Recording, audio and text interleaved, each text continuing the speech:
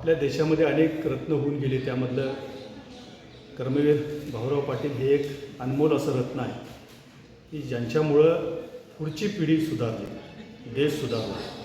त्यामुळं आमची सगळ्यांची या विभागातला एक कार्यकर्ता, राजकीय सामाजिक क्षेत्रात काम करणारा कार्यकर्ता म्हणून आणि शिवसेना उद्धव बाळासाहेब ठाकरे पक्षाचा जिल्हाप्रमुख म्हणून शिवसेना पक्षाच्या वतीनं माझी या निमित्तानं कर्मवीर अण्णांच्या जयंतीच्या निमित्तानं राज्य आणि केंद्र शासनाकडे विनंती आहे की या थोर व्यक्तिमत्वाला भारतरत्न पुरस्कार देऊन आपण त्या ठिकाणी गौरवावं.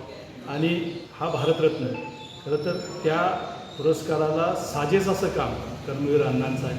अन्यथा अनेक पिढ्या ह्या अंधारात गेल्या असत्या.